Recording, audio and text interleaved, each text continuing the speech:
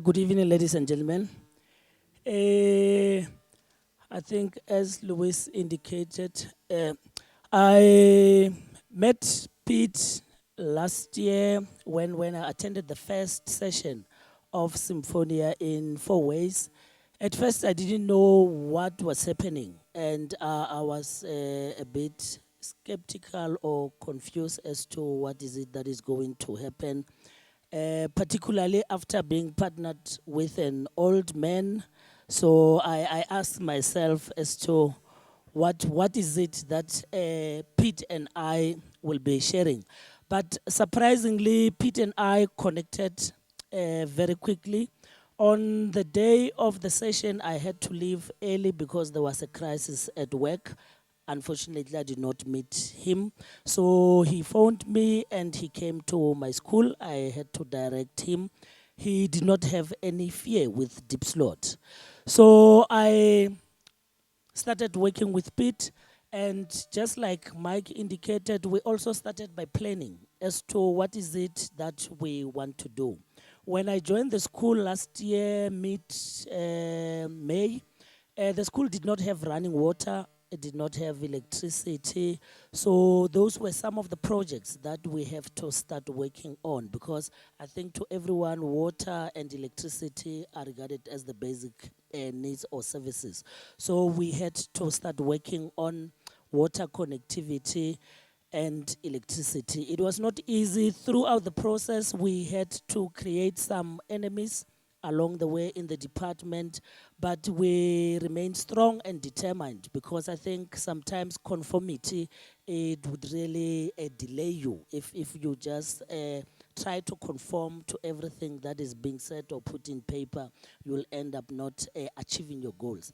And finally, we got the water and electricity late in October, November last year. Then we started planning for the following year, which is 2012. We said, in terms of our projection in admission, we would need 13 extra classroom. As you saw on the picture, our school is not brick and mortar. But I said, myself and Pete, we said that makes no difference if learners from Diepsloot are attending in they call them mobile classrooms, but they're not mobile. They're fixed. I don't know why they say they're mobile. It makes them not less important than any other child who's attending in a suburban or a township school. So we outlined a number of projects that we'll be working on so as to improve the lives of the children of Diepsloot. We are serving them 2 meals a day, so we could see that the food that we're getting from the department was not enough. So we had to supplement on that. It was not going to be possible for me to go and do the garden because I'm the principal. So I had to engage the parents of the learners. And we had 30 community members, most of them are parents, who volunteered to come and start the garden. The school where we are, it was a quarry, it was a dumping area. It's not an easy place to work on, but they had to remove the rubble and make the place comfortable for vegetables to be planted. So at the moment, as I'm speaking, as you saw on the video, we get fresh carrots, spinach, onions from the very same garden, and our learners are really enjoying healthy food. So we also said our learners should be exposed to all the media network. And one of the projects that we wanted to work on is getting computers. The department at first, they said it is not feasible to put computers in a prefab classroom because they will be stolen in within a day or a week, as we heard from Paradise Band. But we were persistent and we continued. We got a sponsor from Celsi, and they brought 20 computers for the lab and 2 laptops for me and the deputy principal, and they have internet connectivity, and even our admin blog has internet connectivity. So in order to secure the resources that we're having, we had to engage the parents or the community members again. We had 6 parents who volunteered that they will be the security guards at night, who would look after the school. And they have been doing that for quite some time without not being paid. Fortunate enough, that is when the MEC, Ms. Barbara Chris, introduced this system of patrollers, whereby they are giving them a stipend of 1,500. So we then took those parents who have been volunteering, and they are now working at our school, and they are getting that stipend. With the kitchen, or as you saw, that small pink room, we managed to produce over 2,400 meals a day, because we cook in the morning and also at lunchtime. So we give learners instant cereal in the morning, because we realize that most of the learners, they come to school on empty stomach. And I think common sense dictates that one cannot concentrate if you are hungry. So we had to give them something in the morning before they could go to class. And at lunchtime, we also provide them with solid, healthy food. We give them vegetable, we give them samp, we give them rice, we give them meal rice, so even bread on certain days.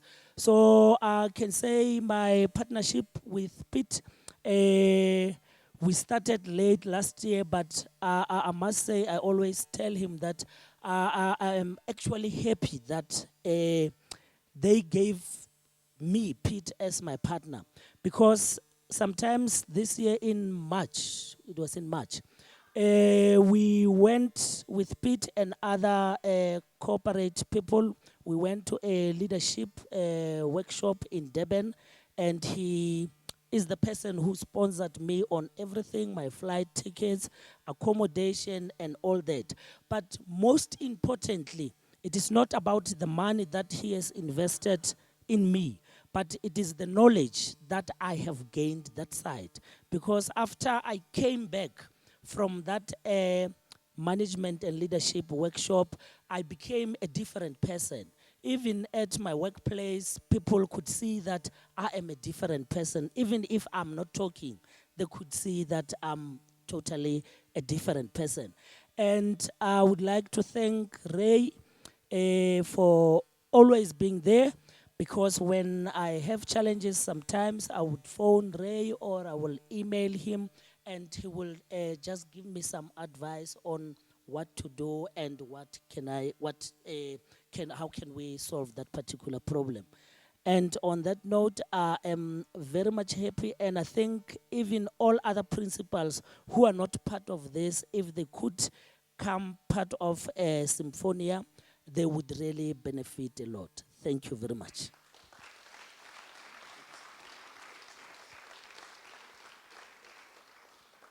It was a bit embarrassing because much of when Joe talked about we, it was actually him. And there was quite a lesson for me in that journey. Having spent 19 years as a governor of a top private school, I thought I knew a bit about education, and having facilitated numerous school strategic processes.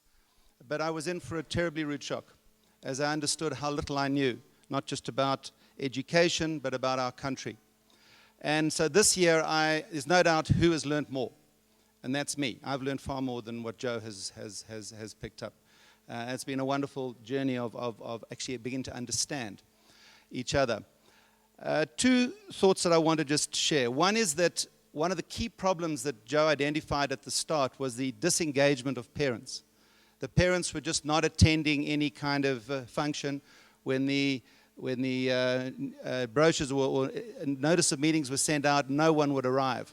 And so the challenge was, how do you get parents to attend the meeting? And we then sort of spent some time saying, well, why do you think the parents are not coming? And slowly we went through is to say, well, how many of the parents could actually read the newsletter? How many parents were threatened by a seeming need to be summoned to the school? So what does one do? Well, Joe did the most ideal thing. He said, fine, we've got to introduce ABIT, Adult Basic Education Training for the Parents. The school should not just operate from 8 to 3, it should operate from 8 to 8 or 8 to 9. And Joe introduced the program, got the department around to do it, and at the moment he has over 400 parents coming each week to ABIT.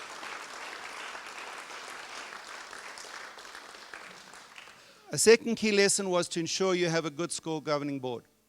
And once that was in place, again, we had an issue with how do we get children to come to school on time in the morning as opposed to drifting in. And they came up with a very clever idea where they approved taxi drivers who were allowed to transport their children. And then they put the taxi drivers on notice that if the children weren't on time, they would lose their route. So in essence, they got the community involved in making sure the pupils got to school on time. It was another neat way of involving the community.